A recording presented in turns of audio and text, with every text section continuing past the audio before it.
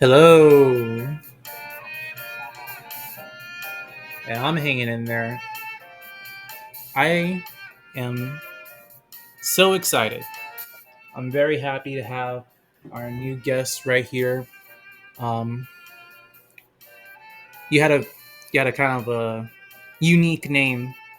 You just told me it because over here it says keys open doors, but I know you have something specific. Can you introduce yourself? Yeah, what's going on? Everybody on the feed, the streets on me well. Better The go. subscribers, everyone passing by. Sorry. Oh, no problem.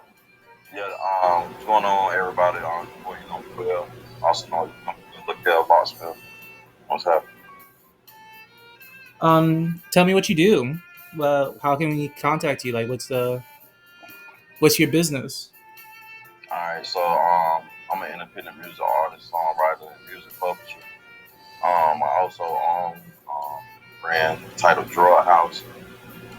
It's a hoodie and t-shirt clothing line, and we promote at Wow, and I'm the owner of Wow Publishing. So we promote independent artists on streaming platforms and getting them exposure on digital, helping increase their digital footprint.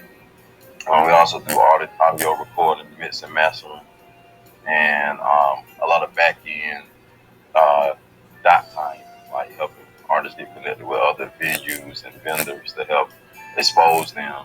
So all in one, I'm an entrepreneur, but I focus on songwriting, audio recording, and music publishing.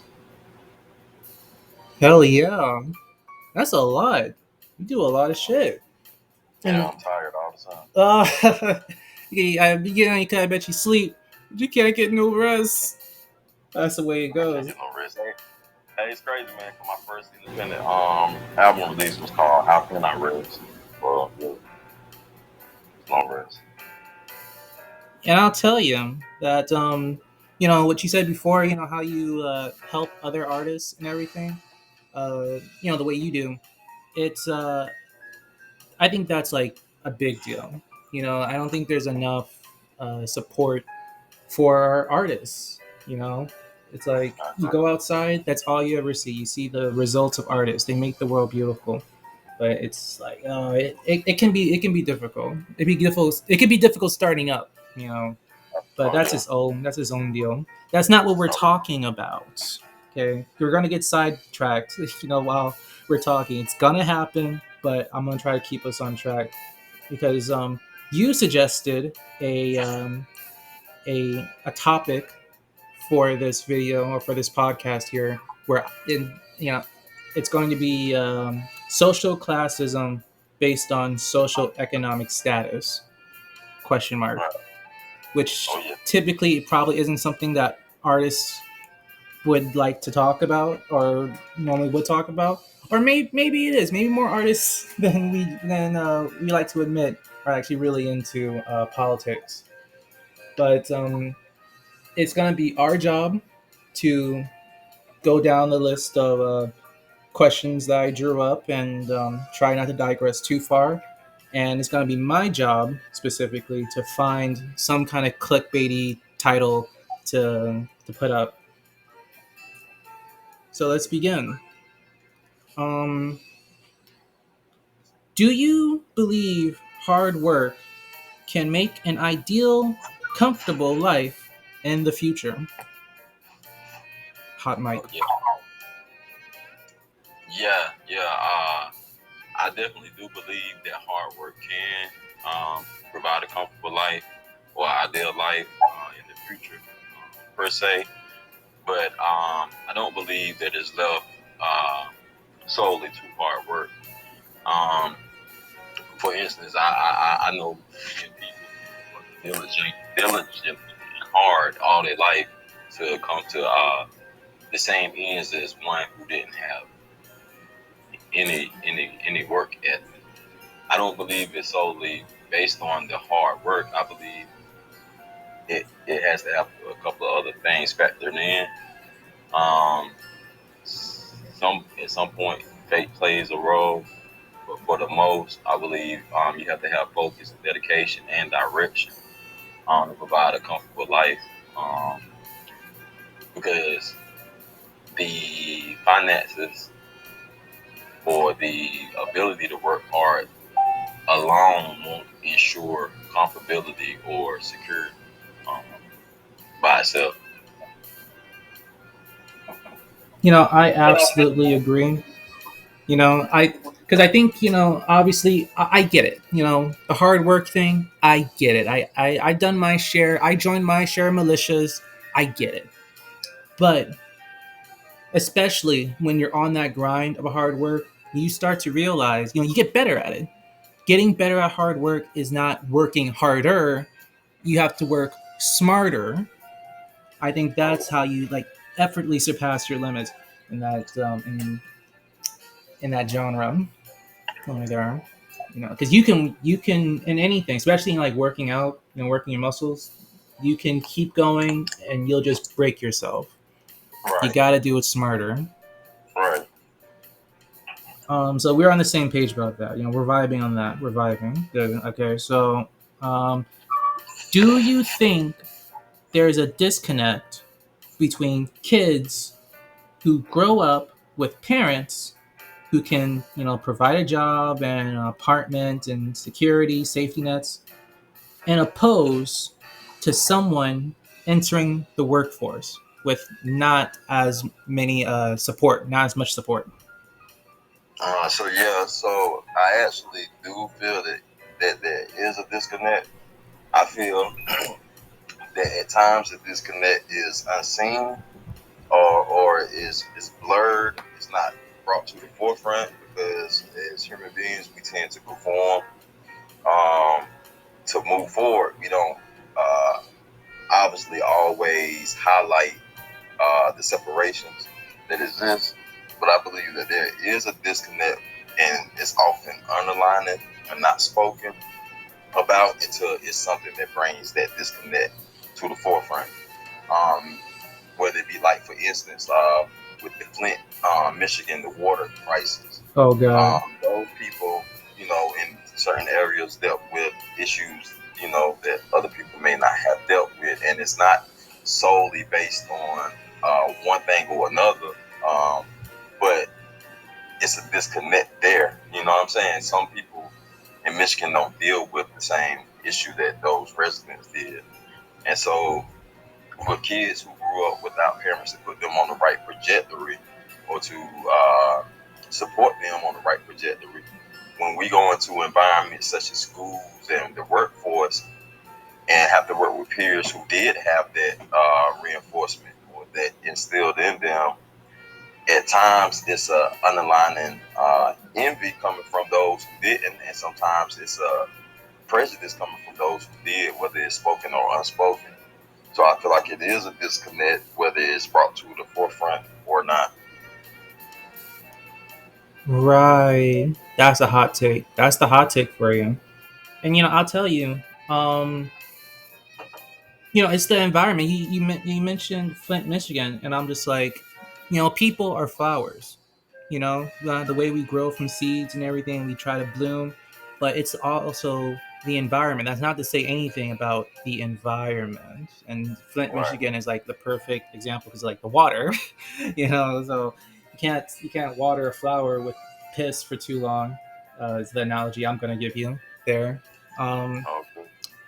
and um, and then you know people are amazing. That's something I realized the other day. Like humanity is amazing because they will survive some of the worst conditions. We won't all survive, but we'll end up surviving some of the worst conditions one way or another.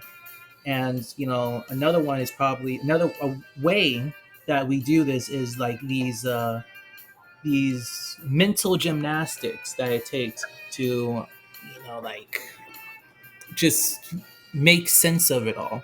But one of the most important ways that we make sense of it all is that we blame a certain group, not saying one way or the other. It's just something that happens. So I'm not trying to get political. I'm just saying that people tend to blame others for a lot of misfortune.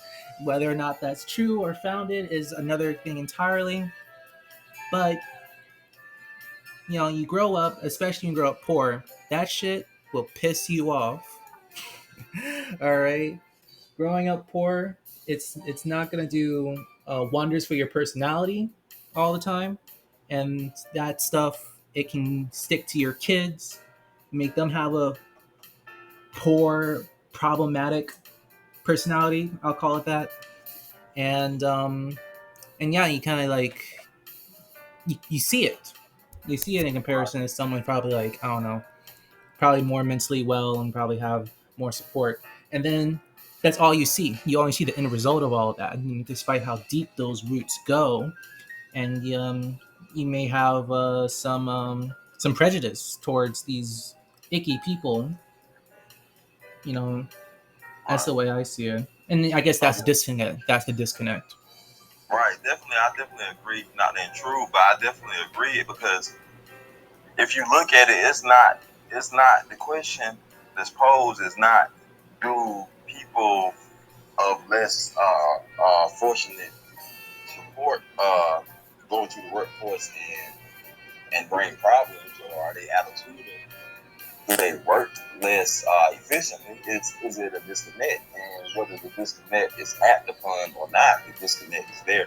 You can't sever what is because of what's happening or what's not happening, so to say. Like the disconnect is there. Society, the system has established that this the roots for the disconnect, and the disconnect exists. Is what it is. Yeah, and one more thing before I move on to the next pinpoint here is that I find that like especially in the workforce for the bulk of humanity, the workforce is fucking remorseless. Like as terms in terms of humanity, it is remorseless. Like just in general, and especially in comparison to higher paying jobs that are available to I guess you can say richer employees, which I think is a thing. Right. Um, would you get more disrespectful if someone stranger, perfect stranger, gave you several $1,000s right now? If I gave you $7,000, would you be would you get comfortable with yourself? No, you could Yeah. start So feeling for me, yourself. my answer to that is quick. No, no. I wouldn't get more disrespectful.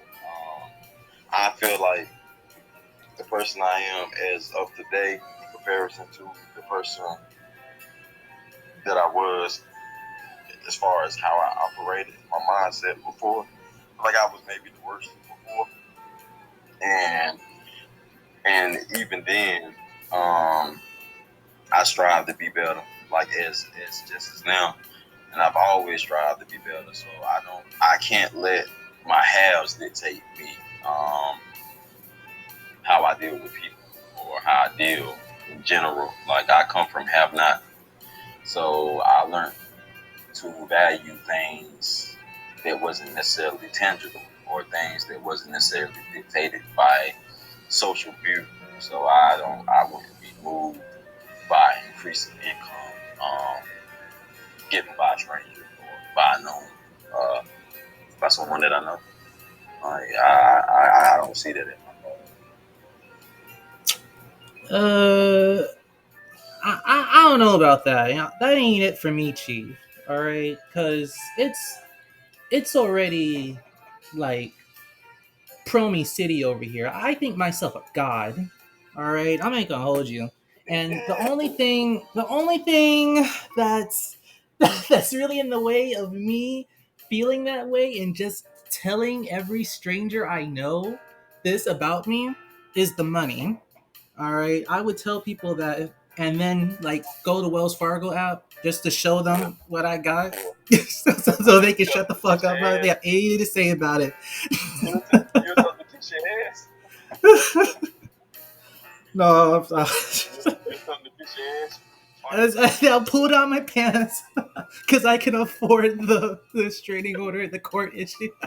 Oh shit. I'll have it tattooed on my dick. my, what's that called? Net value, my net worth. Have it tattooed on my. You can put it on your neck. Yeah, yes. I wanted the zero, so make sure the So you zero is on the can tip. right. Address me accordingly. And if that net worth would ever plummet, I'd just kill myself to save myself Right. the trouble. That'd be so embarrassing after all I did. Oh, right. Oh no. So we kind of touched on this before, but are do you consider rich folk or people, or even just people in a richer tax bracket than yourself at this moment? Do you consider those people in a bubble? If so, why? All right. So I mean, not necessarily. I don't consider them to be in the bubble necessarily. I just feel like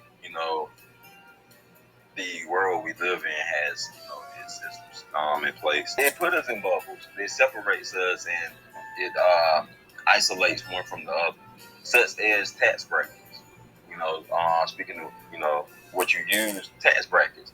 So it'll separate me from you if I can't even talk the lingo with you when it comes to certain things. Like if your tax bracket is higher than mine, you probably have knowledge of multiple rates and deductions that you could take and credits that I probably never even had a thought of. So just You would know to hide your money in offshore accounts, probably.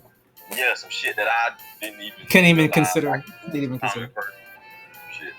Yeah.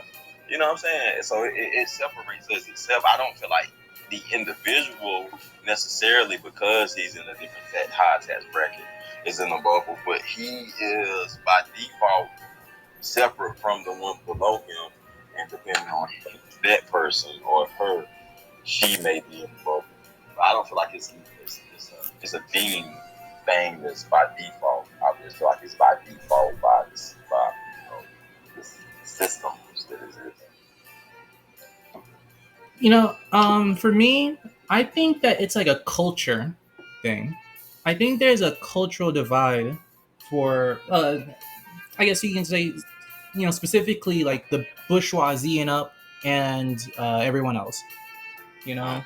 because it's odd how we live in the exact same world, but there are so many things that like richer people it doesn't like in America it's easy to tell between white people and black people. Obviously there are rich black people in the world and they go in the same category as what I'm talking about.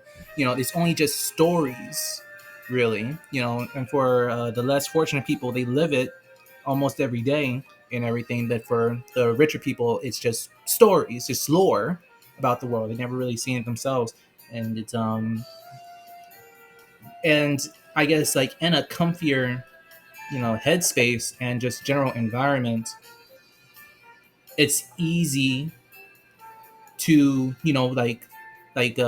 build bridges yourself without any reference, which can give you like kind of like feelings of no remorse. Is like, oh well, I don't know, pull yourself up by your bootstraps, make better choices, and completely not even considering the mental health aspects of any of it, which is it is a whole different there's a whole different cavalcade. I'll be digressing, go into that if I'm honest. Yeah. Um, do you think a woman would marry a man who makes far less money than them? Yeah, Yeah. yeah. I mean, it happens every day. I mean, you have women who don't solely pick their partner or their spouse, significant other based off of economic stability, and then you have women who you actually have women nowadays that are independent and fuck nigga free who prefer to you know be the staple of the union. So like, I don't feel like they wouldn't, but I believe that most women want a man who's financially stable, so they can operate within their feminine, feminine energy. And I don't feel like I don't feel like it doesn't happen or they won't. If your character, if it's something about you that they see that they resonate with and that secures them, that's outside of finances. Yeah, I definitely can see that possible. I agree with that, mainly because Oprah Winfrey exists. So she can have, whoever the hell she wants, Oprah Winfrey, and you'd be hard pressed to find someone richer than her. And I'm sure that spirit exists in many financially stable women. And in the whole thing about being a gold digger, I think it's you call it being a gold digger, I call it game theory. Okay, especially again, if you're in the impoverished type, if that is your fate, you'll find yourself, every choice you make is of the utmost importance. You will find that shit out real quick. And yeah, so like if you were to, devoid yourself or separate yourself from the ego of becoming smitten with your boy, you Right, would you would choose a partner who is more financially stable, or even more financially stable. You don't have to worry about those kind of things. So I get that. I absolutely do. It's the smart thing to do. You heartless bitch. But you fucking smart. All right. The way right, I see it. And so yeah, right. I don't. Yeah, that's basically how I see it. So I feel you. Um, does cash rule everything around you? Cream. Hell, hell yeah. All right. Cash does. Cash rules it. All right. Next Listen, question. it don't rule me. I can't let it rule me. But yeah, cash is just a resource. Yeah. Cash is our resource. That's just like our energy. That's what we have put our energy into, so to say. Because we had a show for it. Right. That's all we have to show for it, exactly. So like, yeah, it does, but you can't let it be the ruler of you. It's just it rules. It moves and shit. Yeah, absolutely. And uh, uh, I was gonna say that yeah, I see cash. I always saw money as a means to an end. All right, and well, it's just like it's really I consider it like an artificial scarcity thing because in no matter what field you're in, no matter what job you have, unless you're a CEO or anything, not talking about those guys, is that like they don't pay you enough. No, you never get paid enough. That's just my philosophy on everything so far because I feel like it's an artificial scarcity thing to keep these slaves going and to keep everyone busy so they don't focus on the real issues like where are your taxes going? Right. That's just me. I Right. don't know. Yep, cream, the money, Right. That's right. dollar Dollar, dollar, bill. bill, dollar. Yeah. Um, do you feel inferior around people who makes tons more money than you with little effort? No, because I know I'm not inferior. Nah, very nice answer. I don't. I don't. Maybe when I was maybe when I was a kid and I didn't really like understand the world, but at this point is that I don't think that could ever make me feel inferior. Knowing a little bit about myself as a human being, as a person, like I can't be made to feel inferior. They could try, They can they could try. try to, yeah, they could That try just to shows more stand about on it. themselves than it does you. Right, they could probably pull out some good stops too, some shit that I'd be like, damn, like, but at the end of Like the day, he's right. yeah, um, I where I'm at right now is that there is virtue in existence. Okay, well, first I'll just tell you that I'm on like the second turning of the Dharma. You know, I'm on ego death time. You know, when that happens, I figure now it's all ones and zeros, man. So between me and the goddamn moon, you know, we're both equals. Everyone All are equals. We're not better, not worse. We're just different. All right. right, and and yeah. Final question, and you know what? We have like 5 more minutes before the recording just ends on its own. But and it doesn't really matter. Just this is the case. Is poverty racist? Go. All right. So yeah, poverty in America is so to say racist. Poverty in America, in my opinion, is based on capitalism, and capitalism is planted in systematic prejudice that manifests as racism. Um, I say that because the capitalist is this here in America. It propels a group of people, and it oppresses or suppresses the motion, or has suppressed the motion of a group of people for the excelling of another group of people, so to say. So when you're dealing with racism, you're dealing with something that stops the motion of another person. Like it hinders them. It doesn't just say call one person a derogatory name. That's not racism, so to say. Racism is something that actually hinders. It's systematic. So I feel like the poverty that exists here in America um, is actually based in capitalism, and it manifests itself as race is to the so-called minority or the Q or Dr. Q color in America. Yes. Did we just become best friends? And we probably did, man. I'll tell you. All right. With the little time we have, it's that you can easily see it in America. I think that this racism that comes with money, it's everywhere in the world, and you can just see it easier in America between white people and black people, All because right. there's such, you know, even then there's so many more rich white people than there are rich black people or rich Hispanic people. Um, of course, you go, but that's just money, and you go down to South America. There are rich Hispanic people, and of course, the poor Hispanic people are also darker.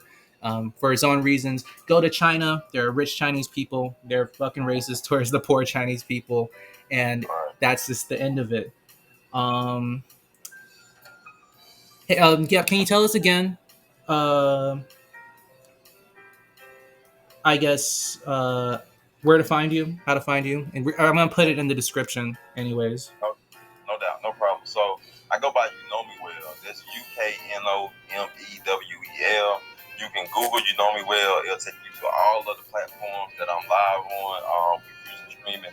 It'll take you to a couple of blogs and write-ups about me and about what I do, including my clothing brand, which is House, which is all about tapping into your power supply and increasing your strength and your peace, finding where you find resolve, where you find contentment, going into that place, going into where you get your enjoyment from, your energy from.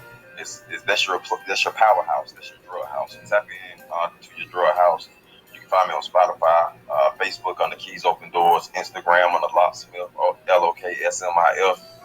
Um, Google Willa Rights Publishing. You will find my publishing links, and that's about it, bro. Check the music out.